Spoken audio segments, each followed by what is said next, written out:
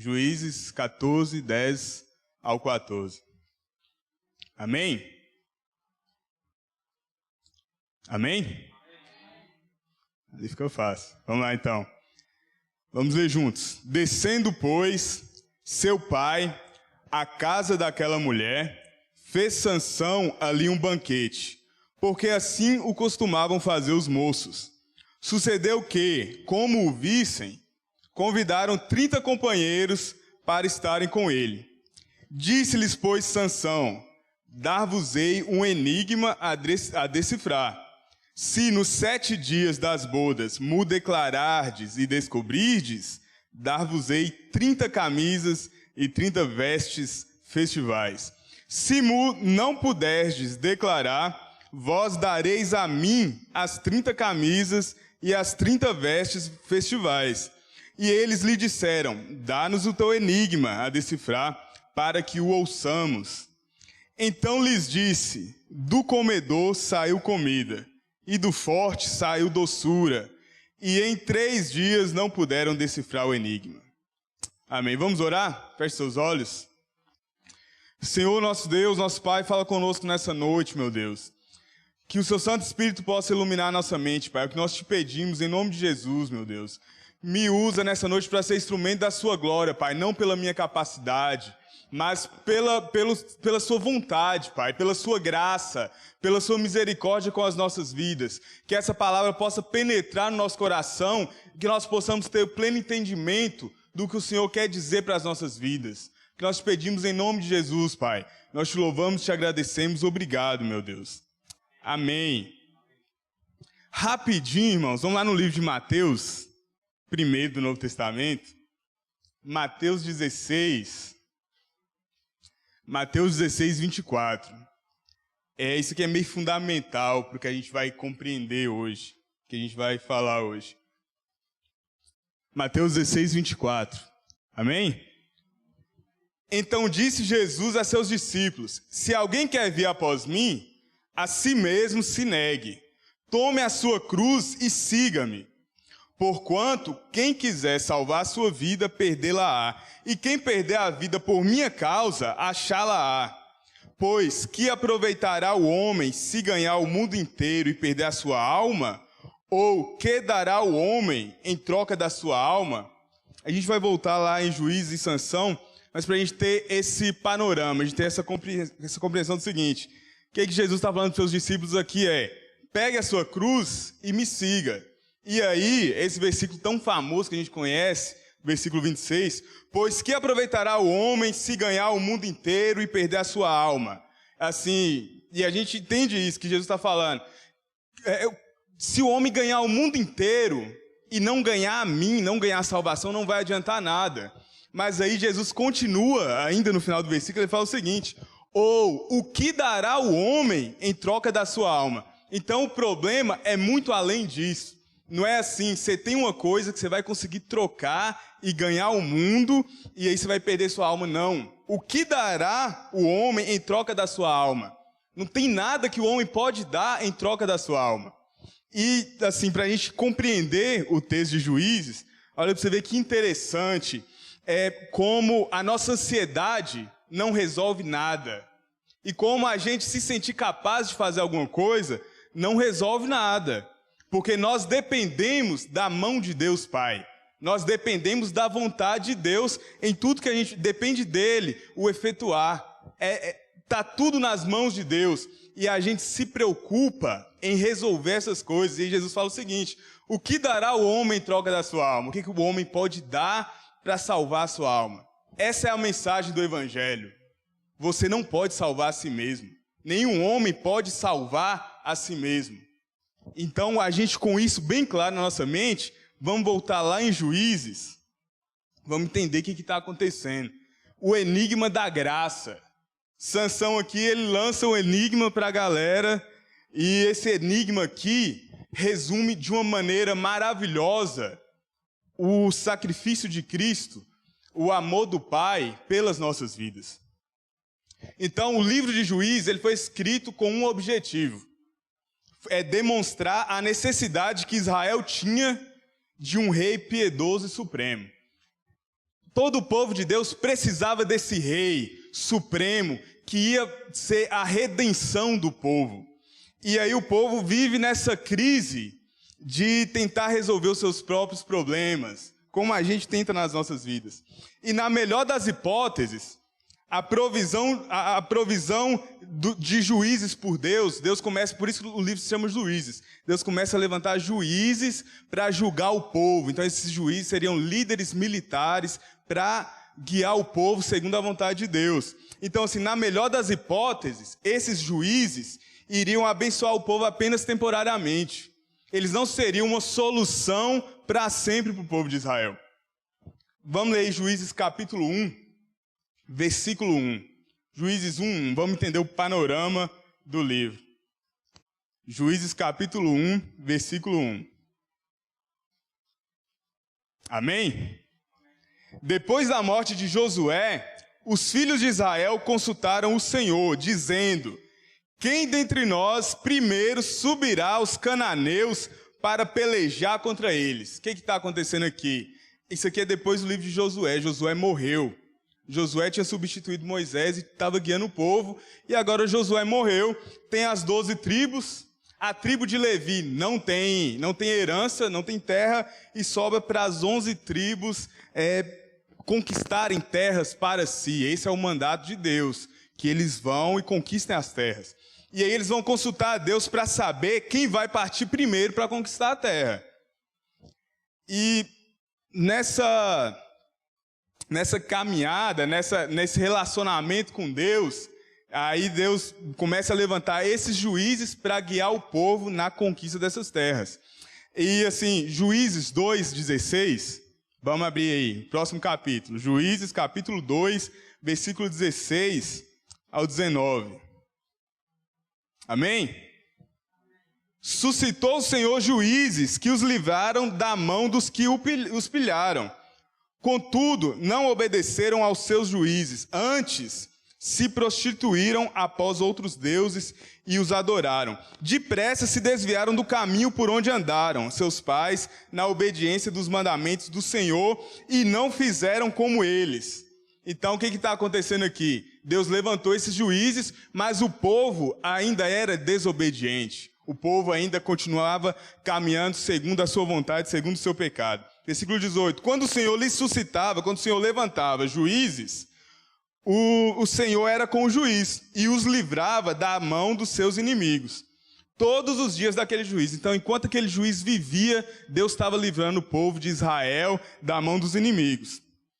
Porquanto o Senhor se compadecia deles ante os seus gemidos, por causa dos que o apertavam e oprimiam. Então, os inimigos do povo de Israel apertavam eles clamavam a Deus, Deus levantava um juiz. Versículo 19, sucedia, porém, que, falecendo o juiz, isso que acontecia, a solução só era temporária. Falecendo o juiz, reincidiam e se tornavam piores do que seus pais. Então, a próxima geração que vinha, ela vinha pior do que a que já tinha se levantado antes. Seguindo após outros deuses, servindo-os e adorando-os eles. Nada deixavam das suas obras, nem da obstinação dos seus caminhos. Então é um povo desobediente, um povo que quer fazer segundo a sua própria vontade. E o mais legal é que esse panorama do Antigo Testamento mostra para nós que Israel era a igreja daquele tempo. E a igreja do Novo Testamento somos nós, o povo que Deus chamou para caminhar segundo isso. Então, o juiz, ele tinha essa função de libertar o povo. Deus levantava o juiz para libertar o povo daquela aflição, daquele sofrimento. E alguns desses juízes lideraram o povo a guardar a aliança do Senhor. Eles foram bem nessa missão de caminhar junto com o povo e levar o povo a entender o que era a vontade de Deus. Porém, em muitas ocasiões, esses próprios juízes, outros juízes, não levaram o povo a uma obediência verdadeira, porque eles mesmos desobedeceram. Então, se você for ler na história de juízes, tem várias histórias de homens que foram bem-sucedidos, mas após a morte deles, o povo voltou para o pecado. E aí, a gente está lendo a história de Sansão. Sansão, ele foi o último dos juízes. E ele foi o que viveu menos tempo, ele viveu 20 anos. Morreu jovem ainda. Então, olha só, nem os juízes, nem seus atos de libertação levaram o povo a uma obediência constante. Então, nenhum dos atos desses juízes conseguiram manter o povo caminhando na linha sempre, de maneira constante. O povo era sempre inconstante. Uma geração caminhava bem, vinha outra geração e caía, e vacilava. Então, em toda essa degradação dos juízes, numa visão panorâmica desse livro, toda essa degradação do povo de Deus perante os juízes que Deus levantava, traz para nós o quê? O amparo de Deus, mesmo diante da desobediência do povo. Mesmo diante desse povo caminhando de maneira tão errada, tão obstinada em seus pecados, Deus ainda amparava aquele povo e carregava o povo no colo. Vamos voltar lá no capítulo 14, então. Capítulo 14, versículo 10. Agora a gente entendeu o que está acontecendo no livro de Juízes. Deus levanta. Então é por isso que o livro se chama Juízes. Porque tem a história de vários juízes que Deus levantou para liderar o seu povo. Então, Juízes 14, 10. Descendo, pois, seu pai à casa daquela mulher, fez Sansão ali um banquete, porque assim o costumavam fazer os moços. Então, Sansão, ele é o último dos juízes, ele vai se casar. Beleza, a gente sabe que Sansão é o último dos juízes, mas quem é a pessoa de Sansão? Quem é esse Sansão que está indo se casar? Se a gente voltar no capítulo anterior, versículo 1 do capítulo 13, vamos ler aí rapidinho. Juízes 13, 1 ao 5. Tendo os filhos de Israel tornado a fazer o que era mal perante o Senhor, este os entregou nas mãos dos filisteus por 40 anos. Então, assim, toda vez que o povo começava a caminhar bem, aí o que acontecia? A gente vai ver isso em vários capítulos para trás, que tendo os filhos de Israel tornado a fazer o que era mal, o povo sempre voltava à maldade, o povo sempre voltava ao pecado. O Senhor os entregou nas mãos do filisteu por 40 anos. Havia um homem de Zorá, da linhagem de Dan, chamado Manoá, cuja mulher era estéril e não tinha filhos.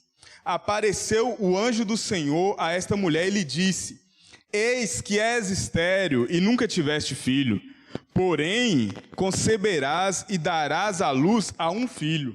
Agora, pois, guarda-te, não bebas vinho ou bebida forte, nem comas coisa imunda, porque eis que tu conceberás e darás à luz um filho, sobre cuja cabeça não passará navalha, porquanto o menino será nazireu, consagrado a Deus desde o ventre da sua mãe, e ele começará a livrar Israel do poder dos filisteus. Então, olha só, no versículo 2, a gente entende que Sansão era o filho de Manoá, a gente não sabe o nome da mãe dele, e que a sua mãe não podia ter filhos. E ele era um nazireu, ele foi consagrado nazireu, ele foi escolhido para ser um nazireu. Qualquer pessoa podia se decidir a ser nazireu. Nazireu era um voto. E aí, o que era o voto do nazireu? É isso que o anjo fala para ela.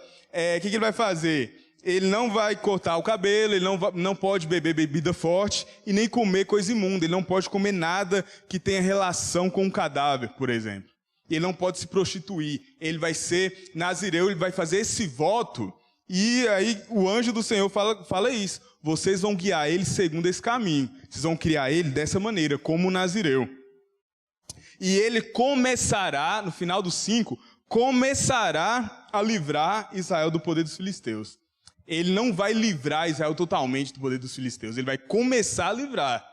E aí já dá uma aflição, né? Porque assim, ele não vai resolver o problema desse povo. Ele vai começar, ele vai caminhar para isso. E a grande aflição que assolava Israel, tudo que esse povo de Israel estava passando, essa situação ocasionou, essa situação inflamou o levantamento desse libertador. O levantamento de um libertador que era Sansão, esse juiz que ia libertar o povo. Eles pecaram e Deus os entregou nas mãos do inimigo, que é o que a gente viu no versículo 1. Se eles não tivessem pecado, olha para você ver, se eles não tivessem pecado, então não haveria necessidade de ter um Salvador. Se esse povo não tivesse voltado a fazer o que era mal, não ia precisar de um Salvador. Mas onde abundava o pecado na vida daquele povo, Ali tinha oportunidade de superabundar a graça de Deus. Ali o amor de Deus era mostrado mais uma vez pela vida daquele povo pecador, pela vida daquele povo que não podia salvar a si mesmo. E desde aqui, de trás do Antigo Testamento, a gente já vê Deus ensinando ao povo como vai ser o Evangelho, como vai ser essa obra de amor, apesar do imerecimento do povo. Então, tudo isso cria uma ênfase e expectativa na vida de Sansão, porque o povo está em aflição, o povo está sofrendo e o povo precisa de um libertador. E aí vem esse anjo e fala, vou mandar o libertador. O anjo do Senhor fala isso. E vamos ler em Juízes 13, 21 ao 23. Juízes 13, 21 ao 23.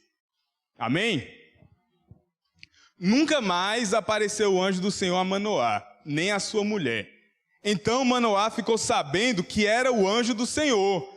Ele ficou sabendo que era uma teofania, uma representação de Deus em um anjo. Disse Manoá à sua mulher, certamente morreremos, porque vimos a Deus.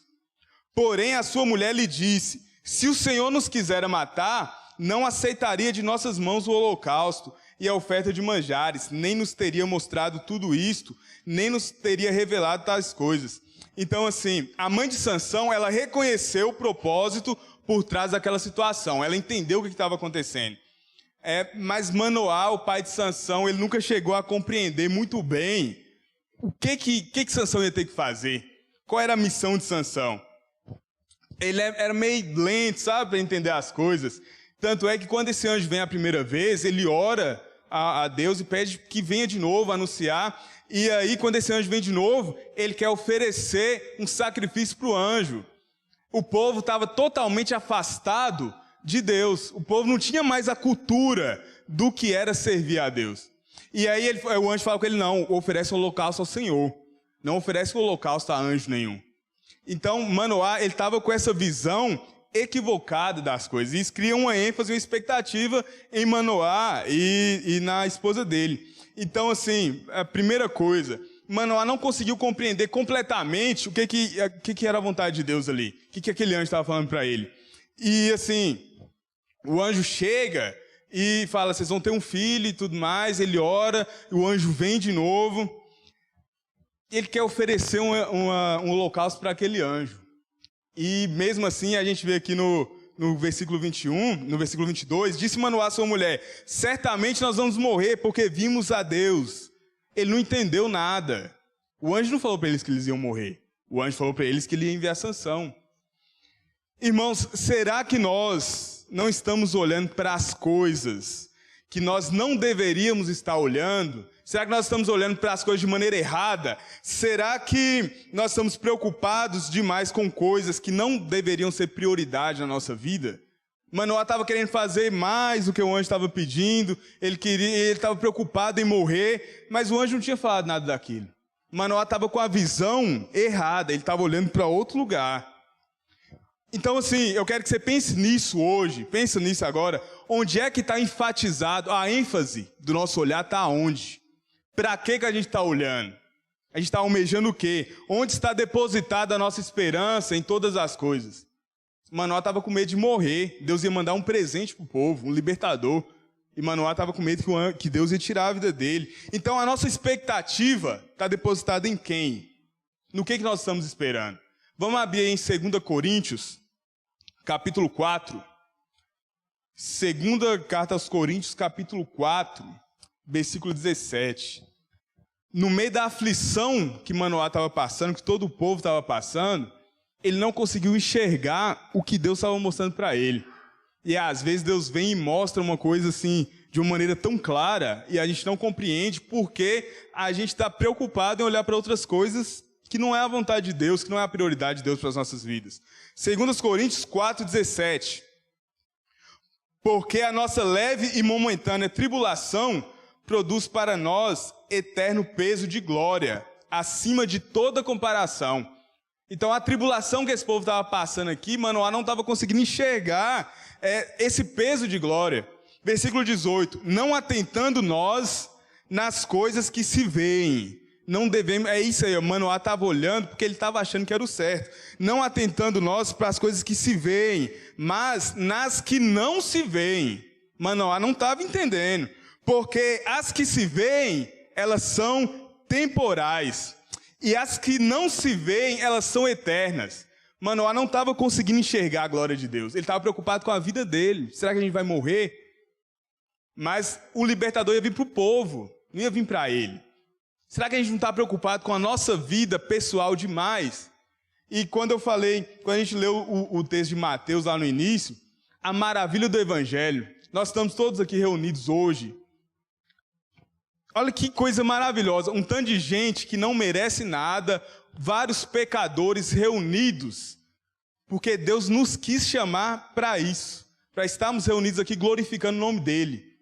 Ninguém é mais merecedor do que o outro. A nossa visão deveria estar nisso, deveria estar na glória de Deus, independente do pecado do irmão. E aí a gente iria o quê? Socorrer o irmão. Manoá estava preocupado com a vida dele. Será que nós vamos morrer? E agora? O que nós vamos fazer? Vamos morrer? E a mulher dele, não, se fosse para a gente morrer, a gente já teria morrido. Esse anjo veio trazer a notícia de um presente para o povo. Ele veio trazer uma boa notícia. E essa boa notícia que nós não estamos olhando, como Manoá não estava olhando, é o Evangelho. É a salvação para todo pecador. É a libertação do povo que está cativo. Então, vamos caminhar mais um pouquinho aí, ó, versículo 24, do capítulo 13 ainda. Versículo 24 e 25. 13, 24 e 25. Depois deu a mulher à luz a um filho, e lhe chamou Sansão. O menino cresceu e o Senhor o abençoou. E o Espírito do Senhor passou a incitá-lo em Maanedã, entre Zorá e Estaol. Então, o Espírito do Senhor passa a incitar esse menino, chamado Sansão, que nasceu. Ele passa a atribular. Esse rapaz começa a ficar incomodado. O Espírito de Deus começa a incomodar Sansão. E os pais de Sansão, o povo de Deus, o próprio Sansão, eles estavam acomodados em viver ali, no meio dos filisteus, em viver a cultura daquele povo, em viver a cultura de um povo que estava afastado de Deus. No final aí, ó, do 25, em Maanedã, entre Zorá e Estaol, onde eles viviam era ali a divisa, a fronteira entre os filisteus e entre Israel. Sabe, estava tipo assim, em cima do muro, estava no meio do caminho dos dois povos. E eles estavam totalmente acostumados a viver a cultura daquele povo. E mais uma vez eu quero que você pense nisso. Será que nós não estamos acostumados com a cultura desse mundo? Qual que é a nossa preocupação? Para onde nós estamos olhando? Mais uma vez. O nosso foco está no quê? Nosso foco está em Deus, no Deus de Israel, no Deus que chamou o seu povo, ou a gente está se deixando seduzir pela beleza dos filisteus, pelo que essa terra tem para nos oferecer? Será que a gente está olhando para essas coisas? E assim, é só você e você que pode responder isso. Para onde que você está olhando? A sua prioridade está no quê? Então os filisteus, eles eram um povo pagão, e Israel estava cativo na mão desse povo pagão. Eles estavam vivendo, sabe, uma crise de Estocolmo, quando quem é sequestrado se apaixona pelo sequestrador. Eles estavam cativos na mão do povo filisteu, e para eles, assim, se passou tanto tempo, que eles estavam vivendo de boa. Não, assim, é ruim ser escravo, é ruim viver cativo, é ruim. Porém, o povo filisteu é massa demais, eu queria ser que nem esse povo. O povo filisteu é descolado. O povo filisteu é um povo que tem dinheiro. E para você ver que interessante, Israel estava cativo na mão desse povo, e o povo filisteu era menor que o povo de Israel. Continuando, então a tribo de Dan, ela ficava nessa divisa, e Sansão, ele cresceu flertando com a cultura do povo inimigo. O povo de Israel esqueceu para que eles estavam na terra. Ele esqueceu para que Deus chamou eles. E Sansão cresceu naquela cultura, flertando com a cultura do povo inimigo. Flertando com o que eram os prazeres desse mundo. Então você imagina um nazireu, fez o voto de nazireu, os pais dele criaram ele para isso. Ele fez esse voto e ele cresceu desejando não ser nazireu. Ele cresceu desejando desfrutar do que o povo filisteu tinha. Quantas vezes o nosso coração não pensa isso? Ah, mas se eu não tivesse na igreja, se eu não tivesse aberto mão de tantas coisas, talvez a minha vida estaria melhor.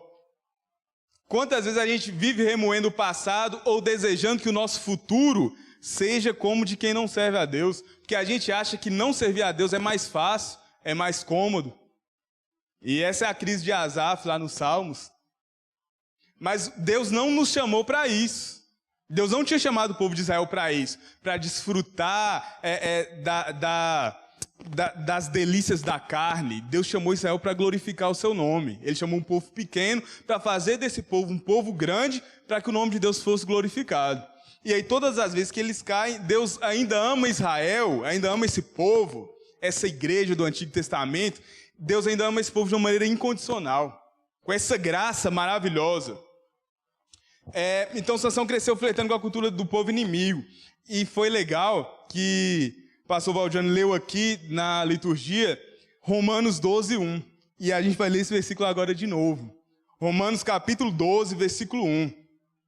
Versículo 1 e 2.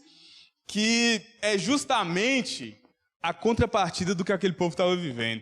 Rogo-vos, pois, irmãos, Paulo falando, pelas misericórdias de Deus, que apresenteis o vosso corpo por sacrifício vivo, santo e agradável a Deus, que é o vosso culto racional. Então, o seu culto racional, povo de Deus, é esse coração entregue de uma maneira completa.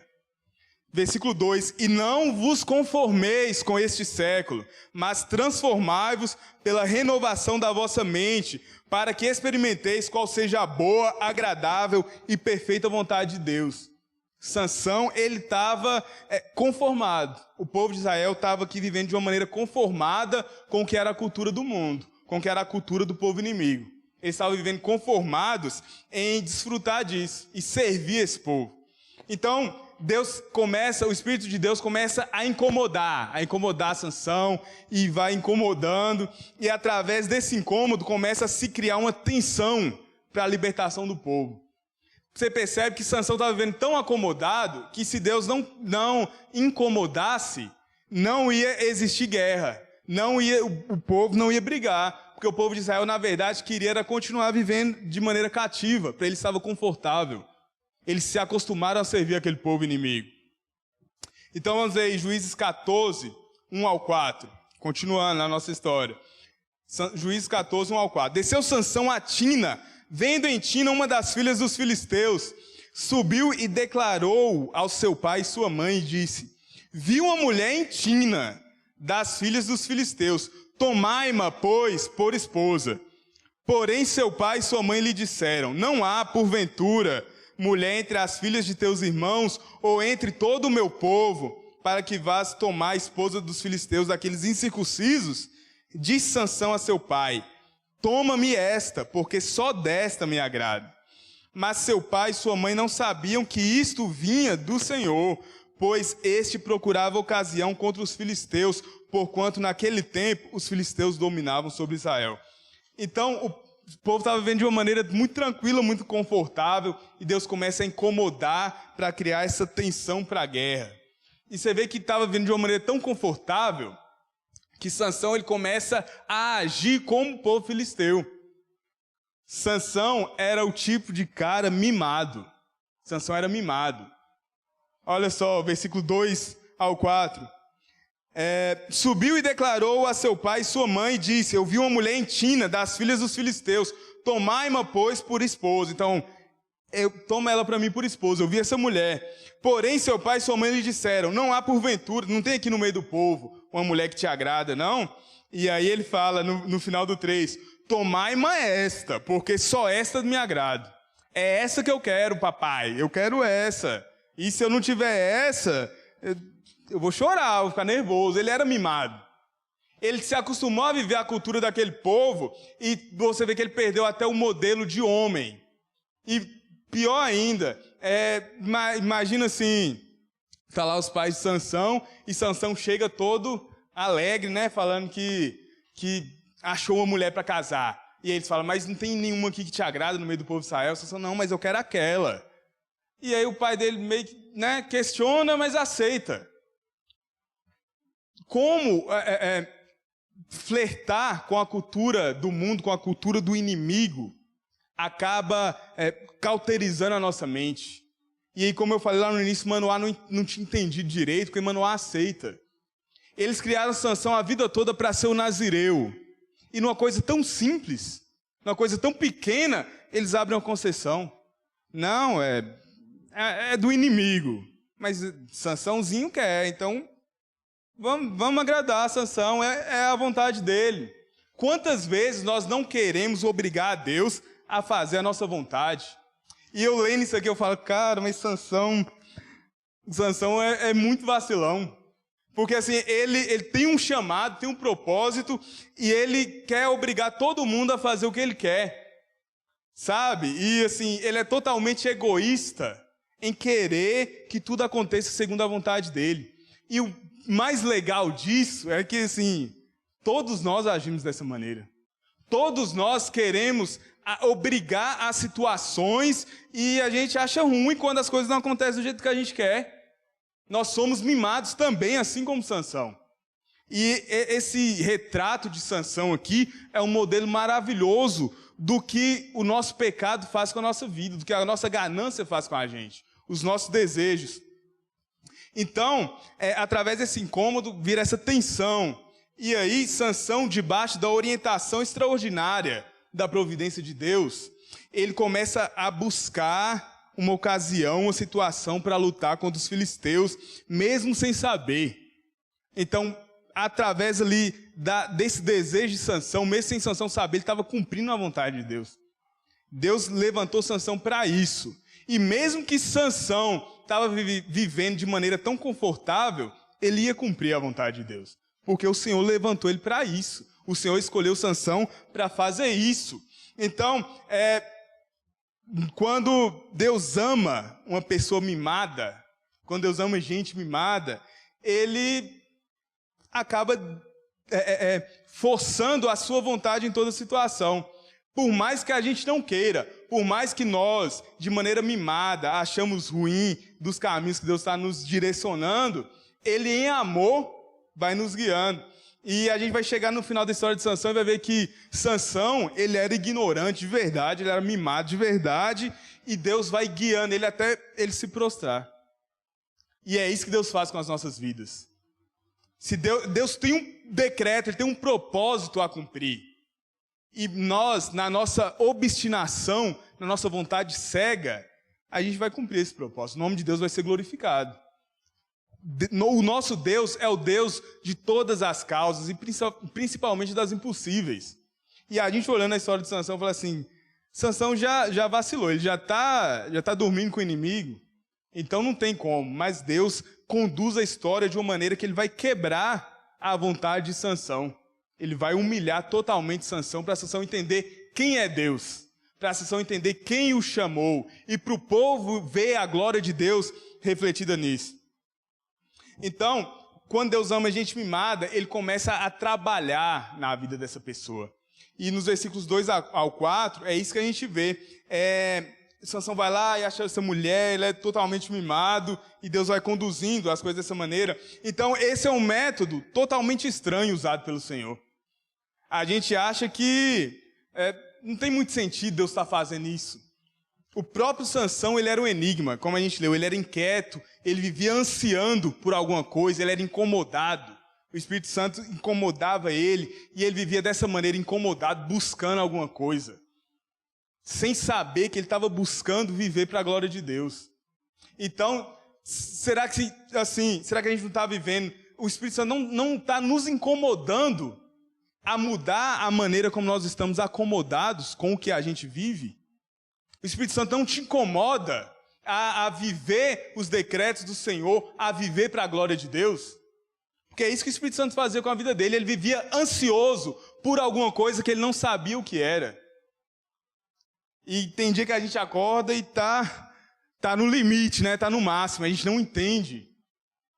Será que a gente não está ansioso para viver isso que Deus colocou para a nossa vida, para negar a nossa carne, só que o nosso desejo pecaminoso é ainda maior, porque a gente não enxergou a glória de Deus ainda. A gente está que nem Manoá, a gente está enxergando a nossa glória, a nossa própria glória.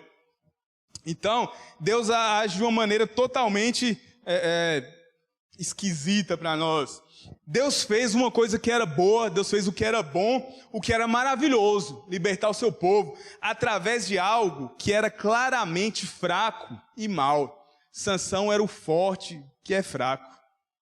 E através de uma coisa totalmente, de uma pessoa totalmente má, de uma pessoa fraca, Deus faz uma coisa maravilhosa. E isso reflete a glória de Deus. Então, apesar do desejo de Sansão ser pecaminoso, Deus, firme em seu próprio propósito e vontade, ele usou Sansão de uma maneira soberana para cumprir o propósito dele. Então, a soberania de Deus, a responsabilidade humana, para nós aqui fica bem clara. Apesar dos erros de Sansão, Deus foi glorificado no final das contas. Mas Sansão pecou. E o pecado de Sansão não passa impune diante de Deus. O nosso Deus é um Deus de justiça. Nenhum pecado passa impune diante dele. Mas o nome dele vai ser glorificado. E o pecado vai ser punido. Sansão, ele era mimado e egoísta. Ele era totalmente fraco. Ele era um homem fraco. Então, os planos do Senhor, graças a Deus, não podem ser frustrados. Nem pelo nosso egoísmo, nem pela nossa maior fraqueza. Nem quando nós somos obstinados e mimados em querer que a nossa vontade se cumpra. Os planos do Senhor não vão ser frustrados. E aí, caminhando, Juízes 14, 5 ao 6, olha para você ver o que acontece. Desceu, pois, com seu pai e sua mãe. Ele convenceu os pais dele, então fizeram o que ele queria. Desceu, pois, com seu pai e sua mãe a Tina. E chegando às vinhas de Tina, eis que um leão novo, bramando-lhe, saiu ao encontro. Então o Espírito do Senhor, de tal maneira, se apossou dele, que ele o rasgou como quem rasga um cabrito, sem nada ter na mão. Todavia, nem seu pai, nem sua mãe deu a saber o que fizeram. Então ele estava ali flertando com as vinhas. A gente sabe que ele não podia tomar vinho, ele não podia consumir nada que tivesse relacionamento com o vinho, e ele passa ali, flertando nas vinhas, vê aquela mulher, e volta de novo e passa nas vinhas com seus pais, no meio da plantação de vinho, e aí ele encontra esse leão. E aqui ele já começa a flertar com a quebra do voto de Nazireu. No versículo 6, o que Sansão faz? Ele guarda esse segredo para ele, mata o leão e não conta para ninguém, não conta para seus pais. Ele guarda para si esse segredo. E aí, ele vai caminhando em Juízes 14, 7 ao 9. Desceu e falou àquela mulher, e dela se agradou. Depois de alguns dias voltou ele para tomar, e apartando-se do caminho para ver o corpo do leão morto, eis que nesse havia um enxame de abelhas com mel. Tomou o favo nas mãos e se foi andando e comendo com ele, e comendo dele. E chegando a seu pai e a sua mãe, deu-lhes do mel, e comeram, porém não lhes deu a saber que do corpo do leão é que o tomaram. Então Sansão começa guardando o segredo, que ele matou o leão. Então ninguém sabe que ele matou o leão, nem os pais dele.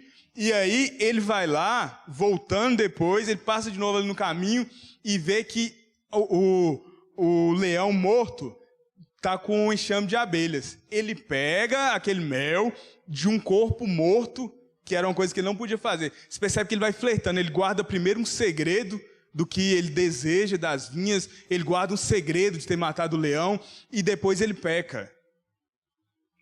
Nós precisamos confessar os nossos pecados, irmão. Olha para você ver, ele guarda esse segredo e acaba flertando com esse pecado, flertando com esse desejo, e acaba pecando de vez, e já começa a quebrar o voto de Nazireu. Então tomou o favo nas mãos, versículo 9, tomou o favo nas mãos e se foi andando e comendo. Ele foi andando e comendo o mel que estava do leão morto.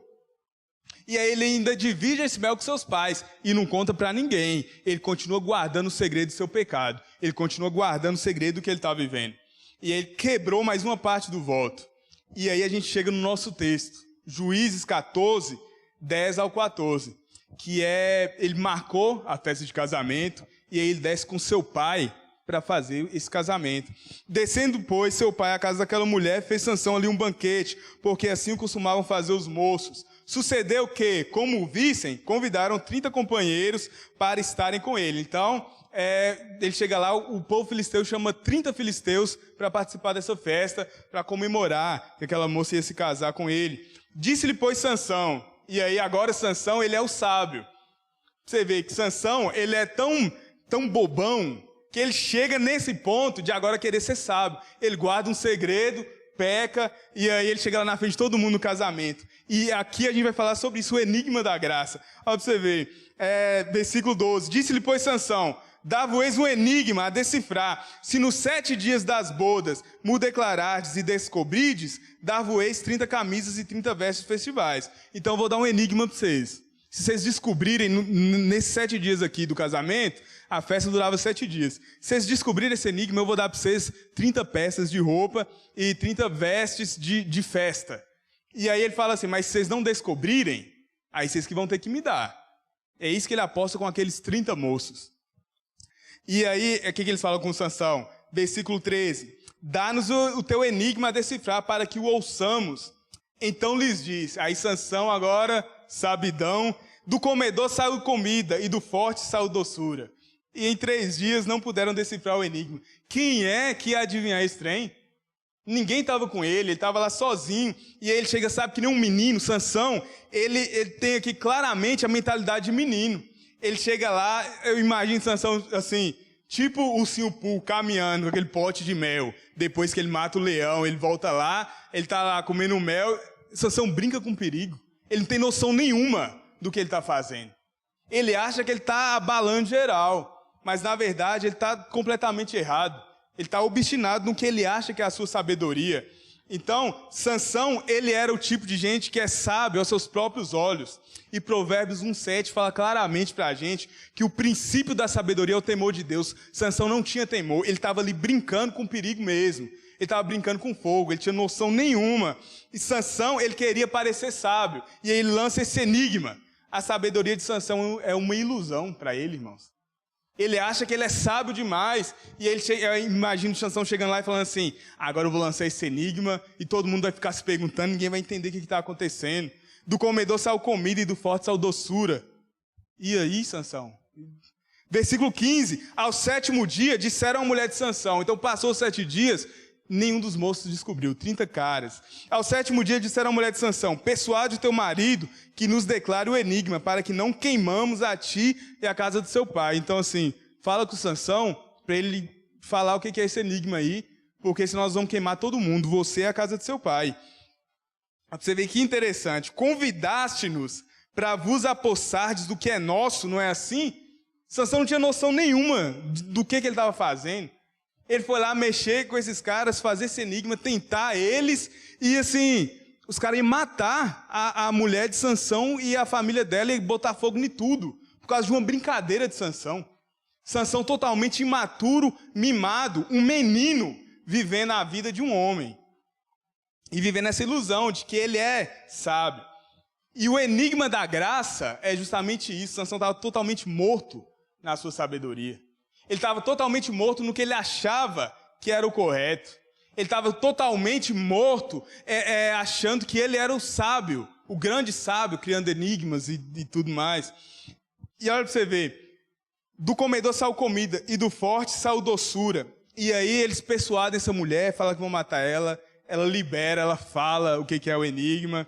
E aí eles vão lá, versículo 18. Disseram, pois, a Sansão os homens daquela cidade, ao 7º dia, antes de se pôr o sol.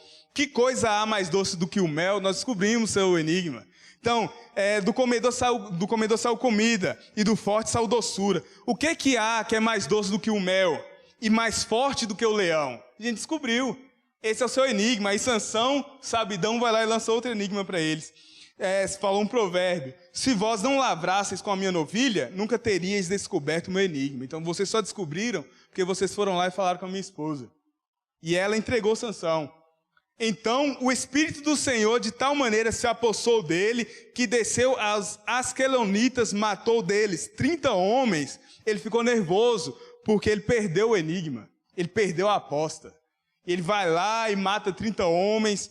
Sansão totalmente cego, totalmente precipitado no que ele acha que é uma sabedoria. E por que o enigma da graça? Por que esse enigma, para nós, fala sobre a graça de Deus. Do comedor saiu comida e do forte saiu doçura. Deus é capaz de fazer algo doce, de produzir uma coisa doce e desejável a partir do que estava morto.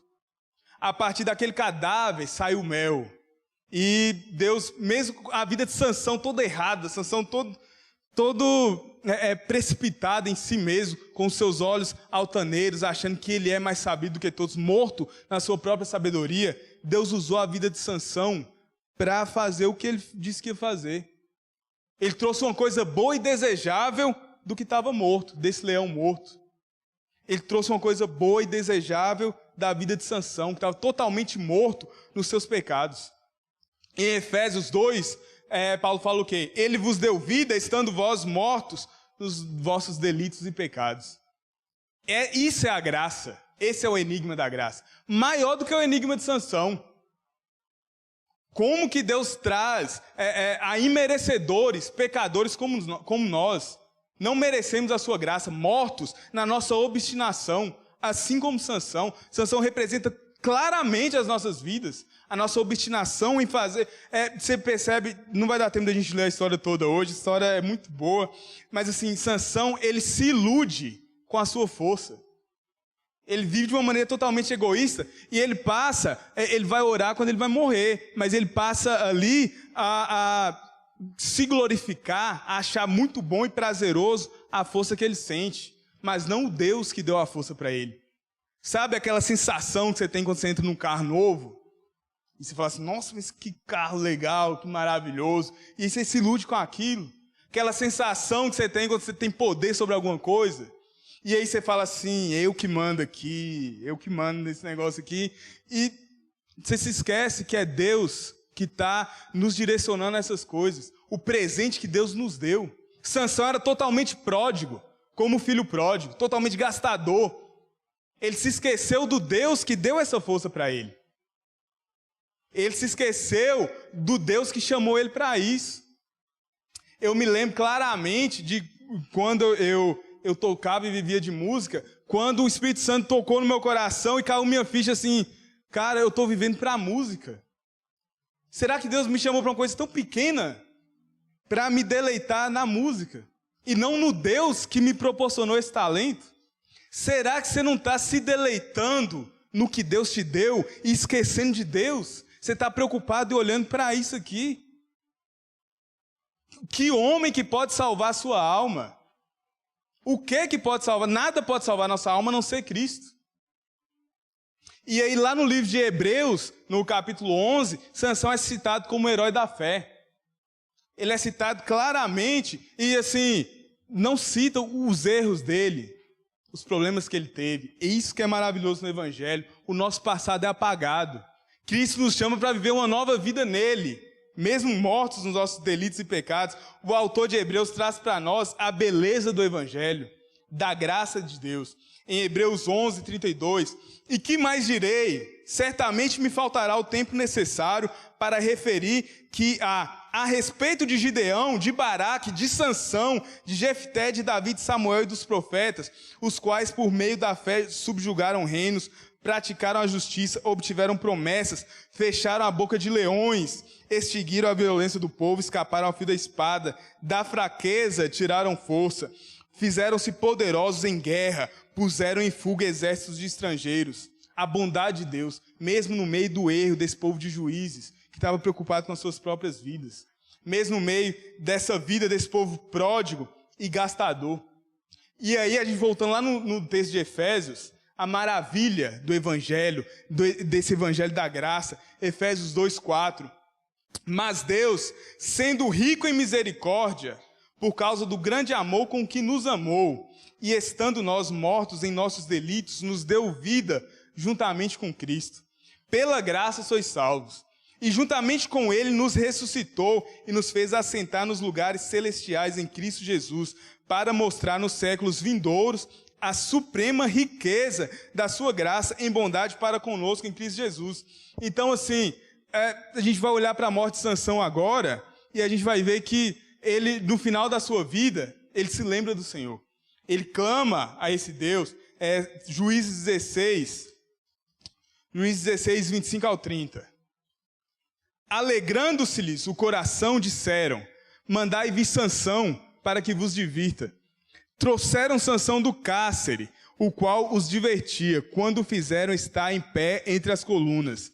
Disse Sansão ao moço que o tinha pela mão: deixa-me, para que apalpe as colunas em que sustém a casa, para que me encoste a elas. Ora, a casa estava cheia de homens e mulheres, e também ali estavam todos os príncipes dos filisteus, e sobre o teto havia uns 3.000 homens e mulheres, que olhavam enquanto Sansão os divertia.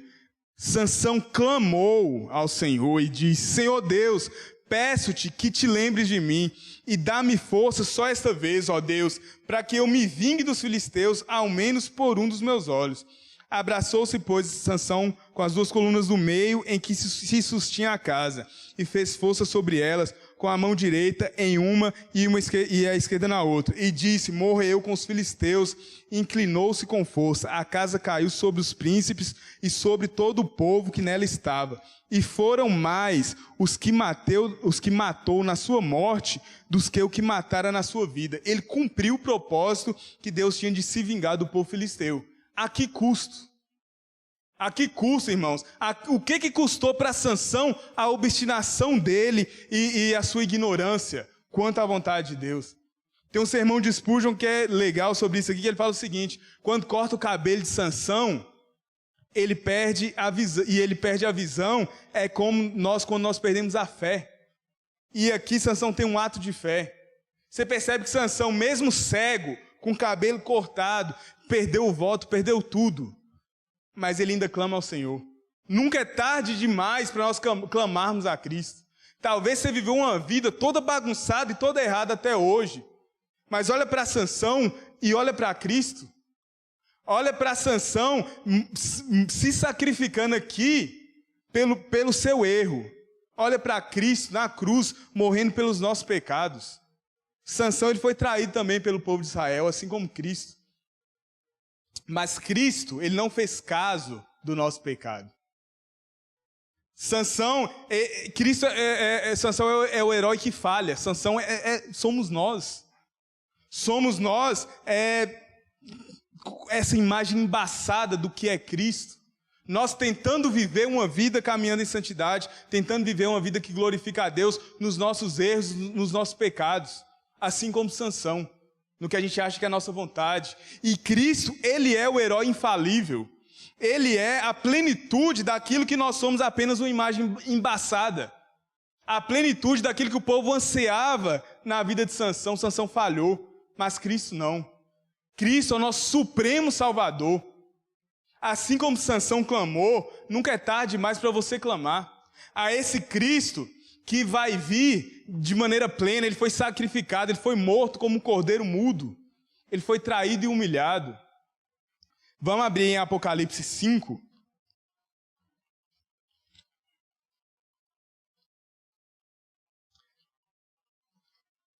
Sansão ele é obstinado no que ele acha que deve acontecer e no que ele acha que deve ser feito para a sua vida. Cristo é aquele que aceita a vontade de Deus. Sansão apontava totalmente para Cristo, mas de uma maneira totalmente errada. É por isso que nós não esperamos em Sansão, porque nós somos como Sansão, nos nossos erros e no nosso pecado. Mas nós podemos hoje olhar para Cristo, pela graça de Deus, pela graça desse Evangelho, que nos chamou quando ainda estávamos mortos, que tirou doçura, tirou mel de um cadáver, de um corpo completamente morto. Nós nos nossos pecados. Apocalipse 5, 3 a 5. Ora, e aí esse Cristo, rapidinho, esse Cristo, ele se sacrificou, ele morreu como um cordeiro totalmente inocente. E aí ele vai vir de uma maneira totalmente plena. Ele não vai morrer. Sansão morreu. Cristo ressuscitou. Ele, é nele que nós depositamos a nossa esperança. Essa é a maravilha do Evangelho. Nós não podemos salvar a nossa alma, mas tem alguém que pode. Sansão não pode salvar a sua alma e caminhar segundo a sua vontade, mas tem alguém que pode, e é Cristo, o nosso supremo Salvador, o nosso Redentor. Apocalipse 5:3. Ora, nem no céu, nem sobre a terra e nem debaixo da terra, ninguém podia abrir o livro, nem mesmo olhar para ele. E eu, João, chorava muito, porque ninguém foi achado digno de abrir o livro, nem mesmo de olhar para ele. Todavia, um dos anciãos me disse: não chores, eis que tudo que aconteceu na história apontava para isso aqui. O leão, Davi, tudo. Eis que o leão da tribo de Judá, a raiz de Davi, venceu para abrir o livro e os seus 7 selos. Esse Deus, esse Cristo maravilhoso, se entregou pelos nossos pecados. Vamos ler do 11 ao 14. Vi e ouvi uma voz de muitos anjos ao redor do trono, dos seres viventes e dos anciãos, cujo número era de milhões e milhares de milhares, proclamando em grande voz: digno é o Cordeiro que foi morto, de receber o poder, a riqueza e sabedoria e força, e honra e glória e louvor. Então ouvi que toda criatura que há no céu e sobre a terra, debaixo da terra e sobre o mar, e tudo que neles há, estava dizendo: aquele que está sentado no trono e ao Cordeiro seja o louvor, e a honra e a glória e o domínio pelos séculos dos séculos. E os 4 seres viventes respondiam: amém. Também os anciões prostraram-se e o adoraram.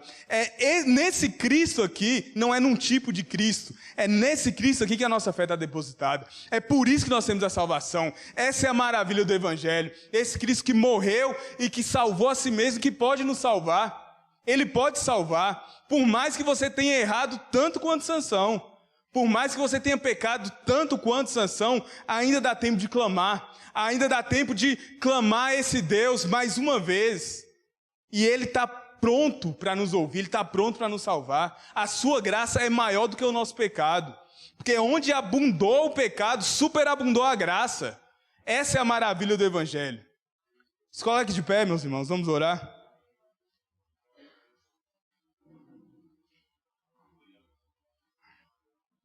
Feche seus olhos. Meu Deus, obrigado, Pai. Obrigado pela redenção. Obrigado porque nós não dependemos de nós mesmos. Obrigado, Pai, porque mesmo se nós quiséssemos, nós não poderíamos salvar nós mesmos. Obrigado, Pai, pelo sacrifício da cruz. Obrigado pelo sacrifício de Cristo pelas nossas vidas. Obrigado, Pai, pela obediência de Cristo, nos faz obediente como Cristo, Pai. Que a nossa vida possa apontar de uma maneira clara para Cristo, não como enigma, mas de uma maneira sincera, de uma maneira limpa. Que a nossa vida possa refletir a glória de Cristo, Pai. É o que nós te pedimos em nome de Jesus, Pai. Transforma as nossas vidas, nos perdoa dos nossos pecados, meu Deus. E nos livra da nossa obstinação, do nosso querer caminhar segundo a nossa vontade, Pai. Do nosso querer caminhar segundo os nossos desejos. Nós, às vezes, agimos, Pai, de maneira mimada, mas nós confiamos que o Senhor pode mudar os nossos rumos. Nós te pedimos, Pai, transforma a nossa caminhada, transforma os nossos rumos, transforma a nossa vontade cega, Pai. Transforma a nossa vontade em querer nos satisfazer e coloca a vontade de Cristo em nossas vidas. Obrigado, Pai, porque o Senhor nos chamou quando nós não merecíamos. Obrigado porque nós ainda não merecemos, mas o Senhor continua nos chamando. Obrigado porque hoje nós temos uma nova oportunidade de nos arrepender, Pai, e de viver de maneira sincera para Ti, de maneira plena, viver a plenitude do que é Cristo. Não há sombra do que é qualquer pessoa que aponta para Cristo, não há sombra do que é um Sansão, não há sombra do que nós somos, mas viver a plenitude de Cristo, Pai, viver o sol da justiça de uma maneira completa. Obrigado, Pai. Que a luz de Cristo resplandeça nas nossas vidas, Pai, e nos mostre em que temos pecado e transforme os nossos caminhos. É o que nós te pedimos, Pai, em nome de Jesus. Nos leva a ser instrumento da sua glória, nos leva a caminhar segundo a sua vontade, Pai. Transforma os nossos rumos. Esse é o nosso pedido, nós não conseguimos, mas Cristo pode. E nós te pedimos em nome de Jesus, Pai. Transforma os nossos caminhos, transforma a nossa vontade, transforma a nossa mente. Nós te louvamos, te agradecemos. Obrigado, meu Deus. Amém.